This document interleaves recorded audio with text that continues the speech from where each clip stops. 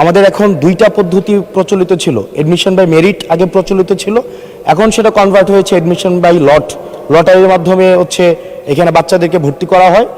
ফলত যেটা হয়েছে, ফিডার ইনস্টিটিউশনগুলোর শিক্ষার মান অনেক কমে গিয়েছে, যার ফলে টারশিয়ারি এডুকেশনে আমরা হচ্ছে কোয়ালিটি সম্পন্ন ছাত্র আমরা হচ্ছে বিশ্ববিদ্যালয়গুলোতে আমরা পাঠাতে পারি না।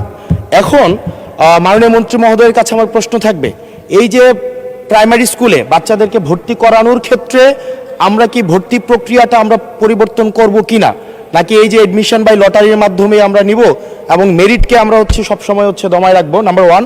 আর নাম্বার 2 হচ্ছে আমাদের বর্তমান শিক্ষা পদ্ধতিতে আমরা যদি দেখি, আমরা যারা পয়সা দিয়ে কিনতে পারে তারা হচ্ছে এখন ইংরেজি মাধ্যমটা কিনছে, যারা পয়সা দিয়ে ইংরেজি মাধ্যম কিনতে পারে না তারাই কেবল আপনি যেই শিক্ষা পদ্ধতি আমাদের জন্য জনজীবনের জন্য আপনি চালু করেছেন সেটা আমরা কিনছি, আর যারা সেটাও কিনতে পারে না তারা হচ্ছে মাদ্রাসা শিক্ষা পদ্ধতি কিনছে।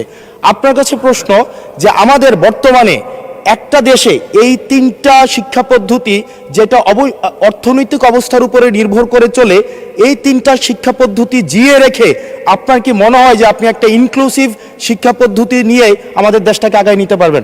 ধন্যবাদ।